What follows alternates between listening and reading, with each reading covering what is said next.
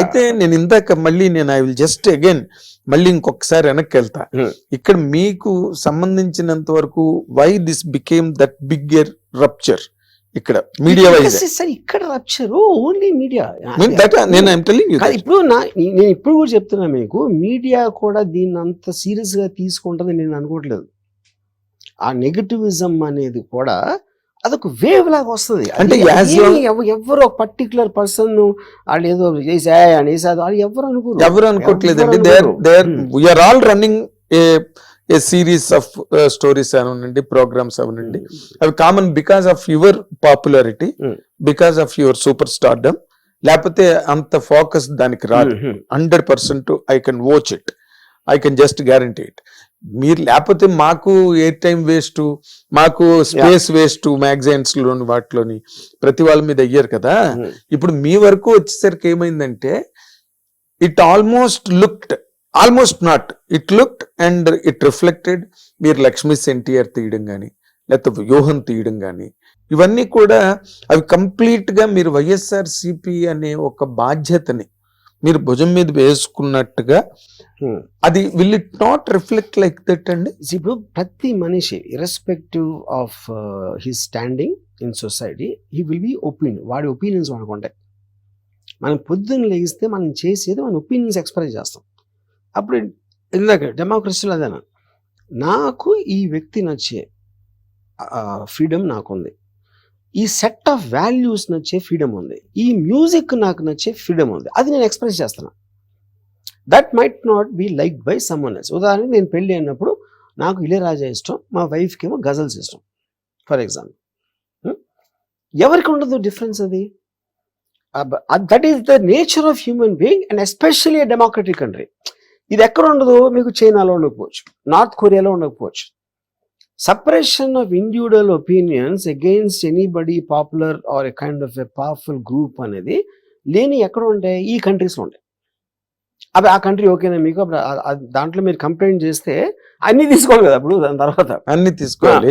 అంటే మీరు అంతవరకు అక్కడ కంట్రీస్ వరకు వెళ్తున్నారు. ఘంటసాల గారు రైనింగ్ సుప్రీం స్టేజ్ లోనే, అంటే ఘంటసాల గారు తప్పితే ఇంక వాళ్ళలో ఇంకో గాయకులు లేడు అనుకుంటున్న రోజుల్లోనే కోదండపాణి గారు తీసుకొచ్చి బాలసుబ్రహ్మణ్యం చేశారు ఆయన్ని. వై అంటే ఘంటసాల గారి మీద ఇష్టం లేకనో, లేకపోతే ఘంటసాల గారు అవసరం లేదనో కాదు కదా, but he liked his voice. అది ఆయన personal choice. Later all people followed this suit. Follow అయినా అవ్వకపోయినా ఎవరో కొత్త వర్కౌట్ అవ్వలేదు అనుకోండి, అది కూడా ఆయన డిసిషన్ కదా. Is going to bear the brunt of it కదా, bear the brunt of it. కానీ ఇప్పుడు మీ వరకు వచ్చేసరికి ఏమవుతుందంటే sir, whole world is now around you. Media, అది అమెరికా కావచ్చు, న్యూజిలాండ్ కావచ్చు, all people are very seriously and curiously watching this. ఏమవుతుంది? వరుణ్ గారు నిజంగానే అరెస్ట్ అయిపోతారా? అరెస్ట్ అయిపోయే stage is on the verge of being incorporated అనే ఒక పాయింట్ మీద ఇప్పుడు అంతా చర్చ జరుగుతున్నది. ఇప్పుడు ఈ చేసుడు ఎవరు చేస్తారు తెలుసా మీకు? వాళ్ళకి అరెస్ట్ మీనింగ్ కూడా తెలియదు. ఫస్ట్ అరెస్ట్ అంటే ఎందుకు చేస్తారు, ఏంటి మీనింగ్ అని కూడా తెలియని వాళ్ళు అరే అరెస్ట్ అయిపోతాడా అని ఆడు ఫీల్ అయిపోతాడు. ఎమోషన్ అరెస్ట్ అవన వాళ్ళు గాంధీ గారి దగ్గర నుంచి ఎంతవరకు అరెస్ట్ అవన వాళ్ళు ఎవరు చెప్పండి? ఇప్పుడున్న సిట్టింగ్ ముఖ్యమంత్రులు అందరూ అరెస్ట్ అయిన వాళ్ళు, అందరూ ఎవ్రీబడి. ఏంటి అరెస్ట్ అంటే ఏంటి? దాంట్లో అంత పెద్దది నాకు మీరు అంటుంటే నాకు గోపాలరావు గారు దేనికి అరెస్ట్ అయ్యారు అనేది పాయింట్. అక్కడ దేనికి అరెస్ట్ అయ్యారంటే మర్డర్ చేశారా, లేకపోతే ఏదైనా అసాల్ట్, క్రిమినల్ అసాల్ట్ చేశారా, ఏదో స్కామ్ చేశారా? అరెస్ట్కి ఉన్న రీజన్ బట్టి ఉంటుంది, కానీ arrest is not the point. Tweet పెట్టాను అంటే అలాంటి దానికి అరెస్ట్ చేస్తే మీరు ఎన్ని లక్షల మంది చేయాలి అరెస్టు? అఫెన్సివ్ ట్వీట్ లేకుండా ఉంటుంది అసలు ఎక్కడైనా? అఫెన్సివ్ ట్వీట్ లేకుండా రోజులో మీరు 12 గంటలు మేలుకొని ఉంటే 15 చూస్తారు మీరు అఫెన్సివ్ ట్వీట్. ఇందులోనే ఒక ఎలైట్ డౌట్ ఉన్నదండి. మీరు వాట్ రియల్లీ ఫోర్స్డ్ యూ, మిమ్మల్ని ఏది అంత బలవత్తరమైన కారణం మిమ్మల్ని అంత ముందుకు తోసి మీరు ఆ విధమైన ట్వీట్లు పెట్టడం కానీ, లేకపోతే వాళ్ళ మీద ఆ రకమైన పోస్టులు పెట్టడం కానీ?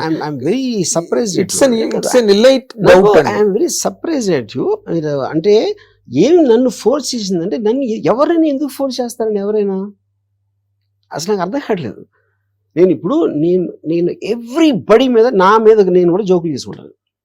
That is my personality which I am sharing at any given point of time, my opinion on someone, or my analysis of someone or something which I thought was very funny or some comment I will make at that point of time what I understood about it. అది నేను 2 రోజుల తర్వాత మార్చుకోవచ్చు కూడా, ఎందుకంటే new information వస్తుంది కాబట్టి. Of course. నన్ను ఎవరినైనా ఎలా ఫోర్స్ చేస్తారు? ఒక్క ఉదంతం చెప్పండి, ఒకటి ఇంకోటి ఫోర్స్ చేసి అలాంటి అంటే ఇక్కడ ఉదంతం అన్నది పబ్లిక్ గా సర్ఫేస్ అయ్యి స్క్రీన్ మీద కనిపించడం, మీరు జగన్మోహన్ రెడ్డి గారు కాఫీ తాగుతూ షేక్ హ్యాండ్లు ఇచ్చుకుంటూ అన్న విజువల్స్ ఎక్కడ ఎప్పుడు లేవు. నేను ఏమి పెట్టినా ఏమి మాట్లాడినా నేను అనుకున్నదే నా ఇష్టంతోనే చేస్తాను, ఎవ్రీథింగ్. అది నా ఇష్టం అని మీరు బుక్ కూడా రాశారు అనుకోండి, అది దాంట్లో ఇంక మీ మీద అసలు no opinion is divided. But ఇక్కడ ఏమైందంటే ఇట్ హ్యాస్ టేకన్, మీరు సినిమా వరకు, సినిమా మీడియం వరకు మీరు ఏం మాట్లాడినా ఏం చెప్పినా there is nobody can really counter you అండి. నేను అదే చెప్తున్నాను, అసలు మీ ముందు వచ్చి నిలబడే వాళ్ళు, మన నిలబడి మాట్లాడే వాళ్ళే లేరు. సరే ఇప్పుడు నేను ఒక క్వశ్చన్ అడుగుతాను.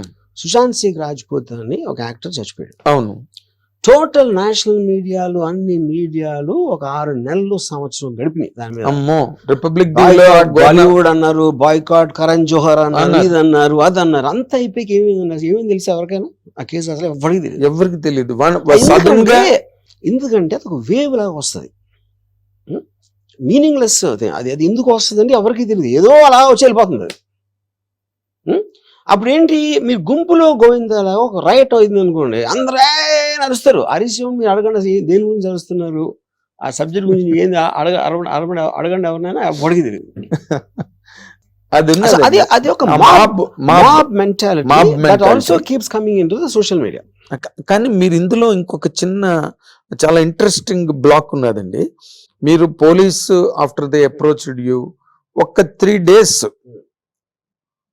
you are not active on media. ఇప్పుడు చెప్పాను కదా reason I was not active because apprehensions of these 5-6 people same time putting a case.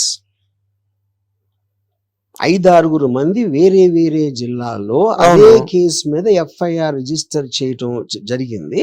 అందుకని యాంటిసిపేటరీ బెయిల్ పెట్టాం. యాంటిసిపేటరీ బెయిల్ అంటే అర్థం ఏంటి అది కూడా చెప్పా ఇందాక. అవును. అప్పుడు అరెస్ట్ కి ఉండక ముందు అది చెయ్యాలన్న డిసిషన్ తోటి నేను 1 or 2 days ఆపాను. ఏం ఆపాను? ఫోన్ ఆపాను. అదే ఫోన్లో ఇంకేం వస్తున్నాయి, నా మీద పరామర్శలు, నా మీద ఏదో క్వశ్చన్లు, ఇలాంటివన్నీ వచ్చి అది లేపడానికి లేపాను. బట్ నేను ఇక్కడే ఉన్నా, మీరు ఇక్కడే ఉన్నా, అది చెప్తున్నా. ఆ 3 days లోనే ఈ కైండ్ ఆఫ్ మిస్ అయిపోయాడు ఎక్కడో ప్రకాష్ రాజ్ గారే. కామన్ సెన్స్ క్వశ్చన్ అడుగుతాను, పోలీసు దగ్గరికి ఎలా అడగల, మిస్ అయిపోయాడా అని అడిగారా? వాళ్ళు చెప్పారా? చెప్పలా.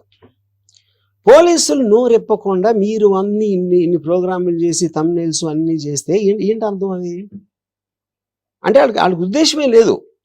ఇందులో నిజం తీసుకోవాలన్నది మీడియాకు ఉండాలి. నిజం తెలుసుకోవడానికి ఆబ్వియస్ థింగ్ ఏం చేయాలి, పోలీసులు అడగాలి. అరెస్ట్ వారెంట్ ఉందా అని అడిగారా, ఉంది అని చెప్పారా? అది అవలా. మేము టీములు పెట్టామని చెప్పారా? చెప్పలా. మేము గాలిస్తున్నాం, మహారాష్ట్రకి పంపాం, అక్కడ పంపాం, పోలీసులు చెప్పారా? చెప్పలా.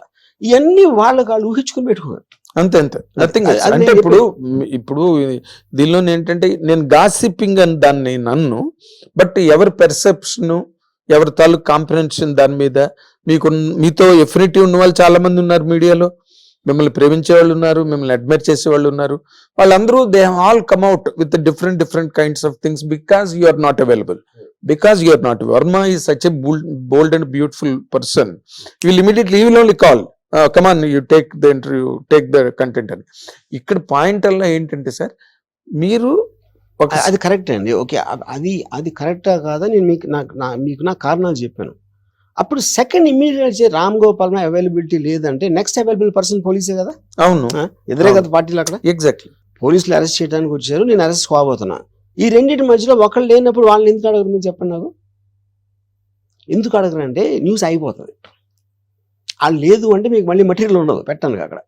అందుకని మీరు సస్టైన్ చేయడానికి దాన్ని అవాయిడ్ చేస్తారు. ఇప్పుడు సెకండ్ ఫేజ్ లో నేను ఎక్కడే ఉన్నా అని చెప్పా, ఎక్కడికి వెళ్ళలేదని చెప్పా. ఆర్జీవీడన్లోకి పోలీసులు అసలు రాలేదు అని చెప్పా. అప్పుడైనా వెళ్ళి అడిగారా? అడగల. అది ఎందుకు? మీరు ఇది ఎప్పుడైనా ఫుల్ స్టాప్ పెడితే మీకు తర్వాత కథ ఉండదు.